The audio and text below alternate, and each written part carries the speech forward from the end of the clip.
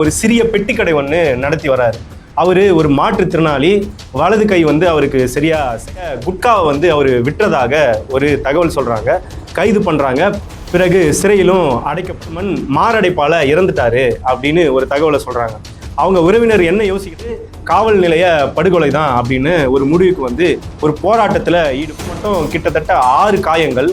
அப்புறம் வலது கால் மற்றும் இடது கால் இது ரெண்டுத்திலையும் காயங்கள். அப்புறம் நெஞ்சு பகுதியில் கிட்டத்தட்ட ஒரு 7 சென்டிமீட்டர் அளவுக்கு காயம் ஏற்படும். சிஎம் சாரை பார்த்து நம்ம என்ன கேட்கணும்னா, ஆட்சிகள் மாறினாலும் காட்சிகள் மாறல அப்படின்னு தான். ஸ்போர்ட்ஸை எடு, ட்ரக்ஸை விடு அப்படின்னு மாரத்தான் நடத்தின நம்ம முதலமைச்சர் ரெஸ்டோ பாருக்கு அனுமதி கொடுக்கணும். அது மட்டும் தானா அப்படின்னா அது மட்டும் இல்லை, குடிப்பவர்கள் எண்ணிக்கையும் அதிகரிக்கும். ஏன்னா உணவு கிடைக்கிற இடத்துலயே மதுவும் கிடைக்கும் அப்படின்றது எப்படி சரி? விலக்கு துறையா இல்ல மது விற்பனை துறையா அப்படின்ற ஒரு கேள்வியை நம்ம எழுப்புறோம். What bro, it's very wrong bro.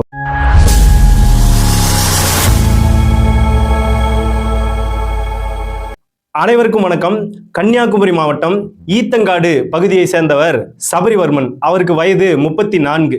அவர் அந்த பகுதியில் ஒரு சிறிய பெட்டி கடை ஒன்று நடத்தி வராரு. அவரு ஒரு மாற்றுத்திறனாளி. வலது கை அவருக்கு சரியா செயல்படாது.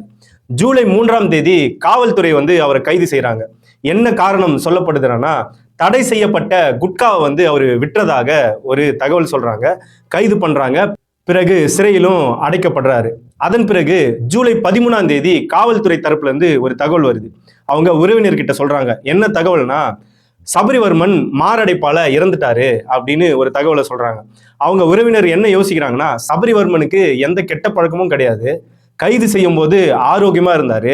அப்படி இருக்கும் நிலையில எப்படி அவரு மாரடைப்பால இறப்பாரு அப்படின்ற ஒரு சந்தேகம் வருது. அப்போ நிச்சயமா இது காவல் நிலைய படுகொலை தான் அப்படின்னு ஒரு முடிவுக்கு ஒரு போராட்டத்துல ஈடுபடுறாங்க. அதன் பிறகு சபரிவர்மனோட உடற்கூறாய்வு, அதாவது அட்டாப்சி ரிப்போர்ட் வெளிவருது. அந்த அட்டாப்சி ரிப்போர்ட்ல கிட்டத்தட்ட 19 இடங்கள்ல அவருக்கு காயம் ஏற்பட்டதாகவும், அதுல குறிப்பா அவர் மாற்றுத்திறனாளி.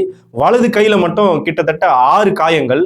அப்புறம் வலது கால் மற்றும் இடது கால் இது ரெண்டுத்திலையும் காயங்கள். அப்புறம் நெஞ்சு பகுதியில கிட்டத்தட்ட ஒரு 7 சென்டிமீட்டர் அளவுக்கு காயம் ஏற்பட்டதாகவும், கழுத்து பகுதியிலையும் தலைப்பகுதியிலும் காயம் ஏற்பட்டதாகவும் சொல்லப்படுது. அப்போ கிட்டத்தட்ட ஒருத்தரை ஒரு கொடூரமா அடிச்சு துன்புறுத்தி சித்திரவதை செஞ்சா எப்படி கொல்லப்படுவாரோ அந்த அளவுக்கு இந்த அட்டாப்சி ரிப்போர்ட் நம்மளுக்கு சொல்லுது. என்னன்னா, அவர் அடிச்சு கொல்லப்பட்டாரு அப்படின்னு.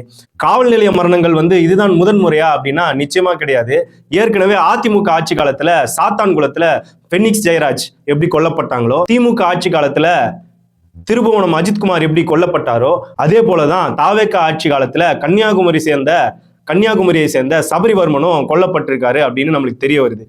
காவல் நிலைய மரணங்களுக்கு காவல்துறை மட்டும் தான் பொறுப்பா அப்படின்னு பார்த்தா, கடந்த ஆட்சியில அஜித்குமார் இறப்பிற்கு தமிழக வெற்றி கழகத்தின் தலைவரும் இன்றைய முதலமைச்சரும் என்ன சொன்னாரு அப்படின்னா, எங்களுக்கு சாரி வேண்டாம், நீதி தான் வேணும் அப்படின்னு சொன்னார். இப்போ இவரோட ஆட்சி காலத்துல நடந்த இந்த காவல் நிலைய மரணத்தை குறித்து வாய் திறக்காத சிஎம் சாரை பார்த்து நம்ம என்ன கேட்கணும்னா, ஆட்சிகள் மாறினாலும் காட்சிகள் மாறல அப்படின்னு தான் கேட்க தோணுது. அது மட்டும் இல்லாம இப்போ அவர் ஒரு தனிநபர் தடை செய்யப்பட்ட குட்காவை விற்றாரு, அதனால அவரை கைது செஞ்சாங்க அப்படின்னு சொல்றவங்க, நாங்க போதையை ஒழிப்போம், போதை இல்லா தமிழ்நாடு நாங்க உருவாக்குவோம், அதுதான் எங்க நோக்கம் அப்படின்னு சொல்லக்கூடிய தமிழ்நாடு அரசு ஸ்போர்ட்ஸை எடு, ட்ரக்ஸை விடு அப்படின்னு மாரத்தான் நடத்தின நம்ம முதலமைச்சர் ரெஸ்டோ பாருக்கு அனுமதி கொடுத்திருக்காரு.